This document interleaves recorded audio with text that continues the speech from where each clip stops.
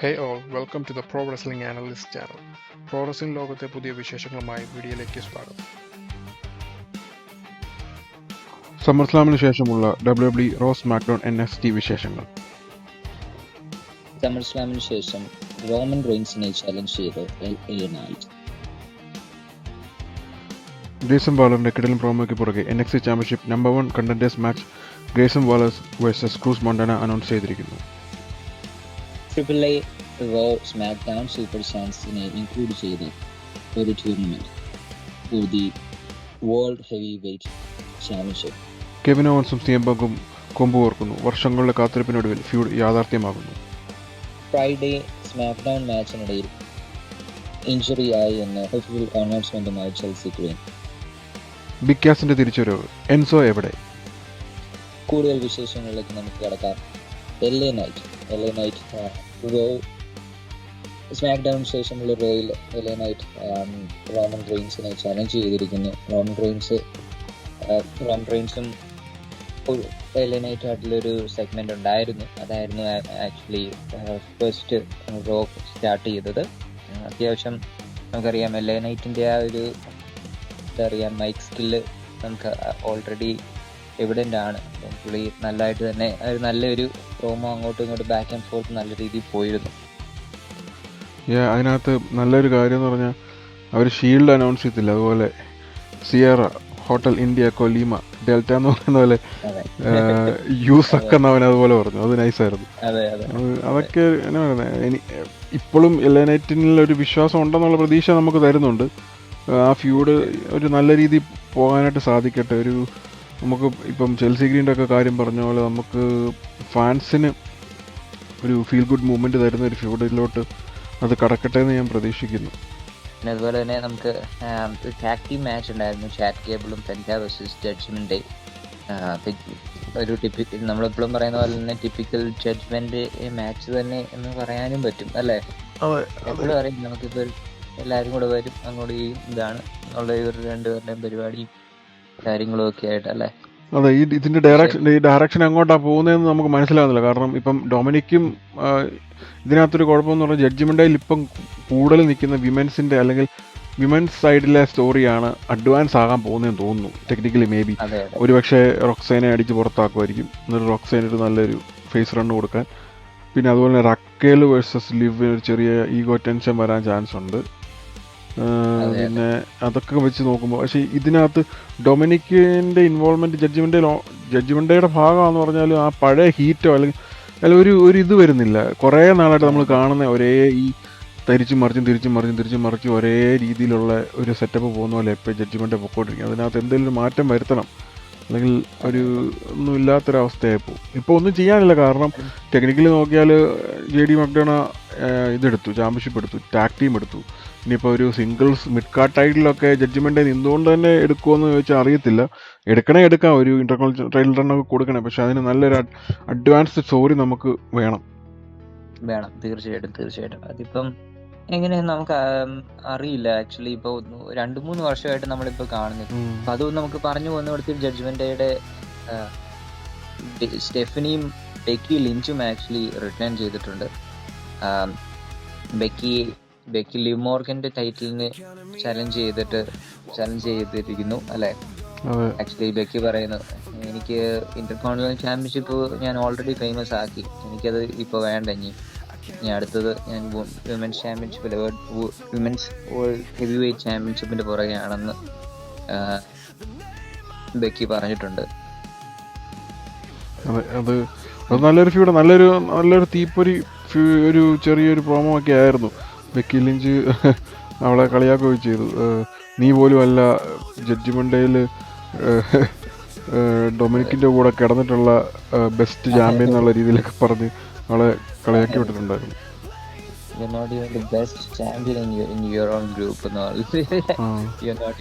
ആ സാധനം ശരിക്കും പറഞ്ഞാല് നമ്മുടെ CM പങ്ക് ഇതിനകത്ത് പറഞ്ഞിട്ടുണ്ട്. AEWക്കകത്ത് ഡീൻ ആംബ്രോസുമായിട്ട് ഒരു സംഗതി വെച്ചിട്ടുണ്ട്, ഓർക്കുന്നില്ലേ? ആ ഒരു you are not the best, ഷീൽഡിലെ ഏറ്റവും ഇതെന്നുള്ളൊരു ആ ഒരു സാധനം തന്നെ എനിക്ക് തോന്നി ആ ഒരു പ്രോമോ കണ്ടപ്പോൾ തന്നെ.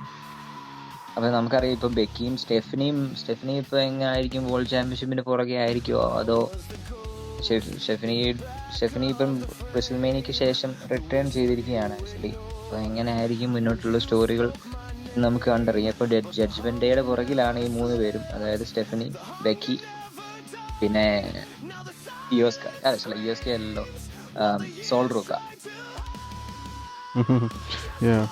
അപ്പം ഇപ്പം എങ്ങനെയാ സ്റ്റെഫനിയുടെ ഫ്യൂഡ് പോകുന്നത്? ഒരു ഇതിനു വേണ്ടി വേണമെങ്കിൽ ബെക്കി വേൾഡ് ടൈറ്റിലും, സ്റ്റെഫനി ഓൾറെഡി ചാമ്പ്യൻ ആയിരുന്നല്ലോ, അതുകൊണ്ട് ഇപ്പം വേണമെങ്കിൽ ഒരു മിഡ് കാർഡിലോട്ട് ഇറങ്ങിയ ഒരു ഇന്റർകോണ്ടിനൽ ചാമ്പ്യൻഷിപ്പ് ഫ്യൂഡ്. കാരണം ലാറ്റിനാസിൻ്റെ ഒരു ഫ്യൂഡ് നമ്മൾ കഴിഞ്ഞ ദിവസം നേരത്തെ പറഞ്ഞിട്ടുണ്ടായിരുന്നു, സ്റ്റെഫനി പോകുന്നതിന് മുമ്പും സ്റ്റെഫനി വേഴ്സസ് റക്കയിൽ അടിപൊളി ഒരു, കാരണം രണ്ടുപേരും ലാറ്റിനാസ് ആണ്, രണ്ടുപേർക്ക് സ്പാനിഷിൻ്റെ ഒരു അറിയാവുന്നത് കൊണ്ടും അത് ഭയങ്കരമായിട്ട് ലാറ്റിൻ പ്രേക്ഷകരെ ഒത്തിരി ഇത് ചെയ്യും, കണക്ട് ചെയ്യും, അവർക്ക് അതിനകത്ത് ഇൻവോൾവ് ആകാനൊക്കെ പറ്റും. ആ രീതിയിൽ നോക്കിയാൽ നല്ലൊരു ഫ്യൂഡ് അവിടെ ഉണ്ട് തീർച്ചയായിട്ടും. പിന്നെ നമുക്ക് ജേക്കബ് ഫാറ്റു റോയ്സ് കീസിന്റെ ഒരു മാച്ച് ഉണ്ടായിരുന്നു, സ്ട്രീറ്റ് ഫൈറ്റ് ആയിരുന്നു അല്ലേ റോയില്. അതെ, ബ്രൂട്ടലൈസ് ചെയ്ത് ജേക്കബ് ഫാറ്റു ഏറ്റവും അവസാനം അത് റെഫറി കോൾ ഔട്ട് ചെയ്തു മാച്ച്. അങ്ങനെയുള്ളൊരു ഏറ്റവും അവസാനം ഇതില് റോയ്സ് കീസിനെ എടുത്തുകൊണ്ട് പോകേണ്ട അവസ്ഥയിലൊക്കെ ആണ് വന്നത്. പക്ഷെ ഗുഡ് തിങ് എന്ന് പറഞ്ഞാൽ റോമൻ മാച്ച് കഴിഞ്ഞപ്പോഴത്തേന് ജേക്കബ് ഫാറ്റുവിനെ അക്നോളജ് ചെയ്ത് റോമൻ അല്ലെ ഒരു ഇതിൽ വന്നിരുന്ന അവസ്ഥ ഇതിൽ വന്നു. അങ്ങനെ ഒരു ഇതുണ്ട്. അപ്പം എന്തുകൊണ്ടാണ് ജേക്കബ് വീണ്ടും താഴോട്ട് പോയിക്കൊണ്ടിരിക്കുകയാണ്, മാർക്കറ്റിൽ കയറി വന്ന സാധനം തിരിച്ച് പുറകോട്ട് പോവുകയാണ്. നമുക്ക് കണ്ടറിയാം, ഹോപ്പ്ഫുള്ളി ഒത്തിരി രോഗിടിയാതെ ജേക്കബ് മുന്നോട്ട് വരുമെന്ന് നമുക്ക് പ്രതീക്ഷിക്കാം. അത് നല്ലൊരു, I mean Jacob versus Royce keys നല്ലൊരു ഫ്യൂഡാണ്. കാരണം അവർ തമ്മിലുള്ള ആ ഫ്രണ്ട്ഷിപ്പ് ഒക്കെ ഇതിനകത്ത് മെൻഷൻ ചെയ്യുന്നത് കൊണ്ട് ഒരു നല്ലൊരു സെറ്റപ്പാണ്. അത് നല്ലപോലെ കൊണ്ടുപോയാൽ രണ്ടു പേർക്കും അവരുടെ സ്റ്റോക്കിന് കുഴപ്പമില്ലാതെ മുന്നോട്ട് പോകാം. കാരണം ഒത്തിരി സ്റ്റോറി പറയാനുണ്ട്. ഒരു ബ്ലഡ് ഫ്യൂഡ് അല്ലെങ്കിൽ ലോങ് ടേം ഫ്യൂഡിലോട്ട് അവർക്ക് ഇടയ്ക്കിടയ്ക്ക് ഇങ്ങനെ റീവിസിറ്റ് ചെയ്യാൻ പറ്റുന്ന ടൈപ്പ് ഒരു ഫ്യൂഡിലോട്ട് അവർക്ക് ആക്കി തീർക്കാം വേണമെങ്കിൽ. അതെ അതെ. പിന്നെ NXT championship, NXT tag team championship match ഉണ്ടായിരുന്നു. അതില് Myles Borne and Tavion versus Vanity Project. അതില് മൈൽസ് ബോണും ടേവിയൻ ഹൈറ്റ്സും വിക്ടോറിയസ് ആയി, ന്യൂലി ചാമ്പ്യൻ ആയി. അപ്പം ആക്ച്വലി മൈൽസ് ഇപ്പം ഡബിൾ ചാമ്പ്യനാണ് അല്ലെ, ടാഗ് ടീം ചാമ്പ്യനുമാണ്, നോർത്ത് അമേരിക്കൻ ചാമ്പ്യനാണ്. ഇതൊരു കുഴപ്പമില്ലാത്ത മാച്ച് ആയിരുന്നു. എന്താണ് ഇവരിപ്പം എന്തുകൊണ്ടാണ് വാനിറ്റി പ്രൊജക്ടിന്റെ എടുത്തോന്നുള്ളതിന് ഒരു ഡെഫിനറ്റ് ആൻസർ ഇല്ല. മേ ബി ഒരു ഫ്യൂ വീക്സിന് ശേഷം തിരിച്ച് വാനിറ്റി പ്രൊജക്ട് തന്നെ പോവും. എന്റെ ഒരു പ്രതീക്ഷ ഇത് തന്നെയാണ്. മൈൽസ് ബോണും ടേവിയൻ ഹൈറ്റ്സും ആയിട്ടുള്ള ഒരു ഫ്യൂഡിന് ഒരു ഇൻട്രോ ആയിട്ടായിരുന്നു ഞാനിത് എക്സ്പെക്ട് ചെയ്യുന്നത്. അത് മിക്കവാറും നമുക്കറിയാലോ, അത് ടെക്നിക്കലി നമുക്ക് പണ്ടത്തെ ആണെങ്കിലും ഫ്യൂഡിൽ കാണാം. ഡബിൾ ചാമ്പ്യൻ ആകുന്നതിന് ശേഷം ഒന്നെങ്കിൽ നമ്മൾ കണ്ടിട്ടുണ്ട് ഷോൺ മൈക്കിൾസ് ജോൺ സീനയാണെന്ന് തോന്നുന്നു, ഇതുപോലെ ചാമ്പ്യൻഷിപ്പ് എടുത്തു, അതിന് പുറകെ തന്നെ അവർ തോറ്റുപോയി. അതൊക്കെ അതിൻ്റെ ഒരു ഫ്യൂഡ്, അവർ തമ്മിലുള്ള ഫ്യൂഡൊന്ന് സെറ്റാക്കാനായിട്ടുള്ള ഒരു ഭാഗമായിട്ട് അതിൽ അങ്ങോട്ടും ഇങ്ങോട്ടും ചതിക്കും, അങ്ങനെയായിട്ടുള്ള സെറ്റപ്പിൽ. അത് അങ്ങനെ തന്നെയാണ് എൻ്റെ പ്രതീക്ഷ. പിന്നെ മെയിൻ കാര്യം എന്ന് പറഞ്ഞു കഴിഞ്ഞാൽ NXTയിലൊരു നല്ലൊരു അണ്ടർഗ്രൗണ്ട് മാച്ച് ഉണ്ടായിരുന്നു, Lola Vice versus Kendal Grey for the NXT women's championship. അത് നല്ലൊരു മെയിൻ ഇവൻ്റ് ആയിരുന്നു.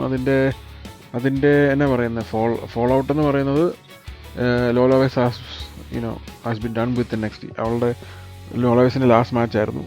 ഗുഡ് ബൈ പറഞ്ഞിരിക്കുകയാണ് NXTക്ക്. മെയിൻ റോസ്റ്റർ കോളപ്പിലോട്ടാണ് കിടക്കുന്നത്. അപ്പം ലെറ്റ്സ് സീ ഫ്രഷ് ഫേസ് ഇപ്പോൾ മെയിൻ റോസ്റ്ററിലോട്ട് വരുന്നു. ഏത് ഫ്യൂഡ് അല്ലെങ്കിൽ ഏതിലോട്ട് അവർ അല്ലെങ്കിൽ എങ്ങനെയായിരിക്കും ലോല വൈസിനെ ഇൻട്രൊഡ്യൂസ് ചെയ്യുന്നത് നമുക്ക് കണ്ടത്. കാരണം ടെക്നിക്കലി ഇപ്പം ഒരു എന്നാ പറയുന്നത്, എല്ലായിടം ഫുള്ളാണ് സത്യത്തിൽ. ഇപ്പം ഏത് സെഗ്മെൻറ്റിലോട്ട് ഇതിനകത്ത് കുത്തി കയറ്റണമെന്ന് ചോദിച്ചു കഴിഞ്ഞാൽ നമുക്ക് പറയാൻ എനിക്കറിയത്തില്ല. ഇപ്പം ലോല വൈസിനെ എവിടെ അവർ ഒന്ന് ഇൻട്രൊഡ്യൂസ് ചെയ്യുന്നേ. ഇപ്പോൾ കോളപ്പിൻ്റെ കാര്യം പറഞ്ഞപ്പോഴത്തേനും ക്യാപ്റ്റൻ റാക്സ്ലി ആക്ച്വലി സ്മാക്ഡൗണിൽ ഡെബ്യൂ ചെയ്തിരിക്കുന്നു. അലക്സ ബ്ലിസിനെയും ഷാർലറ്റിനെ ഹെൽപ്പ് ചെയ്യാൻ വേണ്ടി ബീഫാബിൻ്റെയും മിച്ചിനെയും ജെയ്ഡ് കാർഗിൻ്റെയും ആയിട്ടുള്ള ഒരു എതിരായിട്ട് അറ്റാച്ച്മെന്റ് ആക്ച്വലി ആ ഒരു പിക്ചറിൽ കയറിയിട്ടുണ്ട് ഡെബ്യൂര് വന്നപ്പോഴത്തേന്. ഇപ്പം അത് നമുക്കറിയാം ഇങ്ങനെ തന്നെ. ഇപ്പം ആ ഒരു സിറ്റുവേഷൻസ് നോക്കുമ്പോഴത്തേന് എങ്ങോട്ട് ഇപ്പം മിക്കവാറും മോസ്റ്റ് ലൈക്ലി റോയിലോട്ടായിരിക്കാം ലോല വൈസ് പോകുന്നത്. പക്ഷെ ലോല വൈസ് അവിടെ പോയാലും ഏത് പിക്ചറിലും ഇൻക്ലൂഡ് ആവും എന്ന് ഒരു പിടുത്തവുമില്ല ഇപ്പോഴത്തെ. കാരണം എല്ലാവരും തന്നെ എല്ലാ ഫീഡും ഓൾറെഡി ആൾക്കാർ എല്ലാം ഇതായി. അപ്പം എങ്ങനെ ആയിരിക്കുമെന്ന് നമുക്ക് കണ്ടറിയാൻ പറ്റും. അല്ലെങ്കിൽ ആകെയുള്ളൊരു മാർഗം എന്ന് വെച്ചാൽ ഇപ്പം മറ്റേ വിഷന്റെ കൂട്ടത്തിൽ ഇത് പോകുന്നുണ്ട് നമ്മുടെ.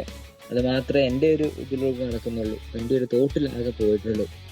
പിന്നെ നെക്സ്റ്റിൽ ഒരു മെയിൻ കാര്യം എന്ന് വെച്ചാൽ നമുക്ക് ആ ഒരു വെർബൽ ആയിട്ടുള്ള ഒരു സെഗ്മെന്റ് ആയിരുന്നു നമ്മുടെ ടോണി ഡിയാഞ്ചലോയും ക്രൂസ് മോണ്ടാനയും അതുപോലെ തന്നെ നമ്മുടെ ഗ്രേസൺ വാലർ ഒരു കിടിലൻ വൈബ് ബോംബിന് ശേഷം ഗ്രേസൺ വാലർ NXTയിൽ റിട്ടേൺ ആയിരിക്കുകയാണ്. അപ്പം അത് നമുക്ക് കണ്ടറിയാൻ പറ്റും എങ്ങനെയായിരിക്കും ഗ്രേസൺ വാലറിനെ ഈ പ്രാവശ്യം എങ്ങനെയായിരിക്കും NXT ട്രീറ്റ് ചെയ്യുന്നത്.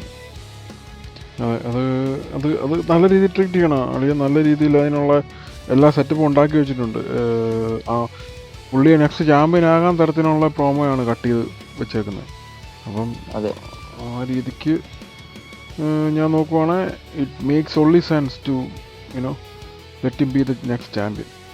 പിന്നെ ചാമ്പ്യൻഷിപ്പിന്റെ കാര്യം പറയുമ്പോഴത്തേനാണ് നമുക്ക് സ്മാക്ക് ഡൗണിൽ വേൾഡ് ടൈറ്റിൽ സ്മാക്ക് ഡൗണിലെ വേൾഡ് ടൈറ്റിലിന്റെ കാര്യം പ്രത്യേകിച്ച് എടുത്ത് പറയേണ്ടത്. ഇതിലിപ്പോ ആരൊക്കെ എല്ലാരും ഇപ്പൊ മെയിൻ ഇവന്റിൽ കൂടെ നടന്നുകൊണ്ടിരിക്കുകയാണ് അല്ലെ. കോഡി, പിന്നെ നമ്മുടെ സാമി സെയിൻ, ഇപ്പം കെവിൻ ഓവൻസ്, ഇപ്പൊ ആരൊക്കെയാണ് വന്നു പോകുന്നത് നമുക്ക് ഒരു ഇതുമില്ല ഇപ്പം അല്ലെ. റാൻഡി ഓർട്ടൺ അതുപോലെ തന്നെ എങ്ങനെ ആയിരിക്കും ഇത് മുന്നോട്ട് പോകുന്നത് നമുക്ക് ഒന്നും ഒരു പിടുത്തവും ഇല്ല. പക്ഷെ അത് നല്ല ഒരു എക്സൈറ്റ്മെന്റ് ഉണ്ട്. കാരണം നമ്മുടെ ഒരു നമുക്കറിയാം, നമ്മൾ എല്ലാവരും ഫാന്റസി ബുക്ക് ചെയ്യുന്ന ആൾക്കാരാണ് ഈ സാധനങ്ങൾ കാണുമ്പോൾ. ഇപ്പം ഞാൻ ഇപ്പം CM Punkന്റെയും കെവിൻ ഓവൻസിൻ്റെയും നമ്മൾ നേരത്തെ പറഞ്ഞായിരുന്നു, അവരുടെ വർഷങ്ങൾക്ക് ശേഷം നമുക്ക് ആ ഒരു ഫ്യൂഡ് സ്റ്റാർട്ട് ചെയ്യാം. അല്ലെങ്കിൽ അത് കാരണം ഇതുവരെ അവർ രണ്ടുപേരും ഒരു ഫ്യൂഡിൽ ഇൻവോൾവ് ആയിട്ടില്ല. ROH തൊട്ട് അവർ തമ്മിൽ ടെക്നിക്കലി എന്നെ കണ്ടിട്ടുണ്ട്, പക്ഷേ ദേ നെവർ ക്രോസ് പാത്ത് എന്നുള്ള രീതിയിലാണ്. അപ്പം അത് നമുക്ക് വർഷങ്ങൾക്ക് ശേഷം അത് കാണാൻ സാധിക്കുന്നതിൻ്റെ ഒരു എക്സൈറ്റ്മെൻറ്റ് അതിനകത്ത് കിടക്കും. അതിൻ്റെ കൂടെ തന്നെ സാമി സെയിൻ്റെ ഒരു ഇൻവോൾവ്മെൻറ്റ് ഇതിനകത്ത് എവിടെയെങ്കിലും കാണണം. കാരണം സാമി പറയുന്നുണ്ട് ഐം ഹാപ്പി ഫോർ യു. ബാക്ക് സ്റ്റേജിൽ സാമി പറയുന്നുണ്ട് വേറെ ആര് ചാമ്പ്യനായാലും നീ ചാമ്പ്യനാകുന്നത് ഐം ഹാപ്പി ഫോർ യു എന്നുള്ള രീതിയിലാണ് സാമി പറയുന്നത്. അതിൻ്റെ അകത്ത് ഒരു സാമിയുടെ ടേൺ പ്രതീക്ഷിക്കുന്ന ഒരു ചെറിയൊരു ചതി മണക്കുന്ന പോലെ എനിക്ക് തോന്നുന്നു. കാരണം മാച്ച് വരാൻ പോകുന്നത് കെവിൻ ഓവൻസ് ഓൾറെഡി പറഞ്ഞു, നിക്കിനോട് പറയുന്നുണ്ട് ആ സെഗ്മെൻ്റ് ഇടയിൽ എനിക്ക് വേണ്ടത് ടൊറോണ്ടോയിൽ വെച്ചാണ്. കെവിൻ ഓവൻസ് ടെക്നിക്കലി കാനഡയിലാണ്, അവൻ്റെ രാജ്യം, സ്വന്തം ജന്മനാട് അല്ലെ ജന്മസ്ഥലത്ത് വെച്ചുള്ള ഒരു മാച്ച് എന്നുള്ള രീതിയിലായിരിക്കും അവർ കാനഡയിൽ ഇപ്പം ടൊറോണ്ടോയിലെ ഷോയിൽ അവരത് അനൗൺസ് ചെയ്യാൻ പോകുന്നത് ഓഗസ്റ്റ് 21 സ്മാക്ക് ഡൗണിൽ. അപ്പം അതിനിടയിൽ സാമിയും ഇൻവോൾവ് ചെയ്ത് ഒരു പക്ഷേ സാമിയുടെ ഫുൾ ബ്ലോൺ ഹീൽ ടേൺ അല്ലെങ്കിൽ ആ ഒരു നമ്മൾ പറഞ്ഞുകൊണ്ടിരിക്കുന്നത് അത് മിക്കവാറും അവിടെ ആയിരിക്കും അത് കാണാൻ സാധിക്കുന്നത്. ഞാനങ്ങനെ പ്രതീക്ഷിക്കുന്നു. അപ്പം അത് നല്ലൊരു കാര്യമായിരിക്കും. അതിനകത്ത് ഇപ്പം ജോണിയുടെ ഇൻവോൾവ്മെൻറ്റ് കാണുമോ എന്നുള്ളതൊക്കെയാണ് എൻ്റെ പ്രതീക്ഷ. കാരണം ജോണി ഗർഗാനോ മിക്കവാറും അവൻ്റെ കൂടെ കൂടി അലൈനായിട്ട് ഒരു ചതിയൻ അല്ലെ ഒരു ഹീൽ ഫാക്ഷൻ പോലെയോ അല്ലെങ്കിൽ ഹീൽ ഗ്രൂപ്പ് പോലെയോ ഒരു പയ്യെ സ്റ്റാർട്ട് ചെയ്യുമോ എന്നൊക്കെ ഒരു നമുക്കൊന്ന് ഫാൻറ്റസി ബുക്ക് ചെയ്യുന്ന തരത്തിലോട്ട് അത് നമുക്ക് ഒത്തിരി ഓപ്ഷൻസ് ഉണ്ട്. അതുകൊണ്ട് സ്മാക്ഡൗണിൻ്റെ ബുക്കിംഗ് എനിക്ക് ഇച്ചിരി ബെറ്റർ ആയിട്ട് തോന്നുന്നുണ്ട്. ഇത് പറയുമ്പോൾ തന്നെ കോഡിയുടെയും റാൻഡിയുടെയും ഒരു ഫ്യൂഡ് അതിനകത്ത് കിടപ്പുണ്ട് അല്ലേ. അത് അവർക്ക് അത് അബ്രപ്റ്റ്ലി അത് എൻഡ് ചെയ്യേണ്ട വന്നു. കാരണം റാൻഡി ഇൻജേർഡായിരുന്നു റെസ്ൽമേനിയയിൽ. അപ്പം റെസ്ൽമേനിയ മാച്ചിന് ശേഷം പിന്നെ റാൻഡി ഇപ്പോഴാണ് കാണുന്നത്. റാൻഡി പറയുന്നുണ്ട് ഞാൻ എൻ്റെ ബെസ്റ്റ് വേർഷൻ ആയിട്ട് പോലും എനിക്ക് കോഡിയെ തോൽപ്പിക്കാൻ പറ്റില്ല, അതുകൊണ്ട് തന്നെ ഞാനൊരു ഡാർക്കർ സൈഡിലോട്ട് you would see a more darker side of me എന്നുള്ള രീതിയിലാണ്. അതുകൊണ്ട് തന്നെ കോഡിയെ ഞാൻ ഇനി ഒരിക്കലും WWE ചാമ്പ്യനെ അനുവദിക്കത്തില്ല എന്നൊക്കെ പറഞ്ഞാണ് ആ ഫ്യൂഡ് അല്ലെങ്കിൽ ആ പ്രോമോയിൽ അവർ തമ്മിൽ ഹീറ്റഡ് പ്രോമോ ആയത്. അപ്പം റാൻഡി പറയുന്നുണ്ട് ഞാൻ ലെജൻഡ് കില്ലറാണ് എന്നൊക്കെ പറഞ്ഞ് അവൻ്റെ പഴയ സ്റ്റോറിയൊക്കെ പറയും. അപ്പം കോഡി പറയും നീ ലെജൻഡ് കില്ലറാ എന്നുള്ളത് നീ പറഞ്ഞു, പക്ഷേ ലുക്ക് അറൗണ്ട് യു, നീയാണ് ഇപ്പോഴത്തെ ഇവിടുത്തെ ലെജൻഡ് ആൻഡ് നിന്നെ ആര് കൊല്ലും അല്ലെങ്കിൽ ഹൂ കിൽസ് യു എന്നുള്ള രീതിയിലൊരു ചോദ്യം ചോദിച്ചാണ്. അത് കോഡിക്കും ഡാർക്കർ സൈഡിലോട്ട് പോകാൻ പേടിയില്ല എന്നുള്ള രീതിയിലുള്ള ഒരു അത് നല്ലൊരു ഹൈ ഇൻറ്റൻസീവ് അല്ലെങ്കിൽ ഓക്കെ രണ്ടുപേരും നിൽക്കും അല്ലെങ്കിൽ വിഷയമില്ല, അടിച്ച് സെറ്റാക്കും എന്നുള്ള രീതിയിലുള്ള ഒരു ഇൻഡിക്കേഷൻ അതിനകത്ത് കൊടുത്തേക്കുന്നത്. തീർച്ചയായിട്ടും. പിന്നെ നമുക്ക് വേറെ ഇത് പറയാം, ക്രിക്കിന്റെയും കോൾബിന്റെയും മാച്ച് ഉണ്ടായിരുന്നു. ഇപ്പം ക്രിക്കിനെ വീണ്ടും ഡിഫീറ്റ് ചെയ്തു ഡേവിൻ കോൾബിൻ. അത് ഇതുപോലെ തന്നെ ചതിയിൽ രണ്ടാമത്തെ പ്രാവശ്യം ഡിഫീറ്റ് ചെയ്ത് കോർബിൻ എന്ന് പറയാൻ പറ്റും അല്ലേ? അതെ ബെൽറ്റ് എടുത്ത് അടിച്ചു, തോപ്പിച്ചു. അതെ, എങ്ങനെയായിരുന്നു സമ്മർസ്ലാമിന്റെ മാച്ച്, ആ ഒരു രീതിയിൽ തന്നെ ആ ഒരു എൻഡിങ് ആണ് അവർ ഇപ്രാവശ്യം പ്രതീക്ഷിച്ചിരുന്നത്. പക്ഷെ അതിന്റെ ഇത് ഫോളോഡ് ബൈ നമുക്ക് ഇപ്പം നെല്ലോ ആയിട്ടുള്ള ഒരു മാച്ച്. നെല്ലോ വന്ന് ആക്ച്വലി കോർബിനെ അറ്റാക്ക് ചെയ്തു. അപ്പം നെല്ലോയും കോർബിനുമായിട്ടൊരു മാച്ച് നമുക്ക് അടുത്ത ആഴ്ചകളിലായിട്ട് കാണാൻ പറ്റും. അതെ, അടുത്ത ആഴ്ച അനൗൺസ് ചെയ്തിട്ടുണ്ട് യുണൈറ്റഡ് സ്റ്റേറ്റ്സ് ചാമ്പ്യൻഷിപ്പ് ആയിട്ട്. അതെ.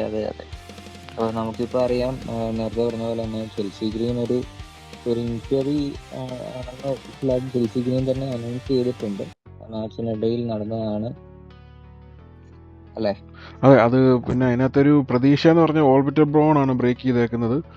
പലപ്പോഴും നമ്മൾ കണ്ടിട്ടുണ്ട് ഓർബിറ്റൽ ബ്രോൺ ബ്രേക്ക് ചെയ്തിട്ടുള്ള സമയത്തും വലിയ വിഷയമില്ല, ഒന്ന് ചെറിയൊരു റെസ്റ്റ് എടുത്തിട്ട് എല്ലാവരും മറ്റേ മാസ്ക് ഒക്കെ ഇട്ട് വരാറുണ്ട്. മറ്റേ കോഡി റോഡ്സ് ചെയ്തിട്ടുണ്ട്, ട്രിഷ് ചെയ്തിട്ടുണ്ട്, നമ്മുടെ റിയ റിപ്ലി ചെയ്തിട്ടുണ്ട്. അതുപോലത്തെ മാസ്ക് ഒക്കെ ഇട്ട് വരാൻ സാധിക്കുന്ന ഒരു ഇഞ്ചറി ആയതുകൊണ്ട് നമ്മൾ ഒത്തിരി വിഷയമില്ലെന്ന് പ്രതീക്ഷിക്കുന്നു. അതെ. ഇപ്പം അൺഫോർച്ചുനേറ്റ്ലി നമ്മളിപ്പം ഇത്ര നാൾ കൂടിയാണ് ചെൽസി ഒന്ന് ചാമ്പ്യൻ ആണെന്ന് നമ്മൾ ആഗ്രഹിച്ചു നിന്നത്.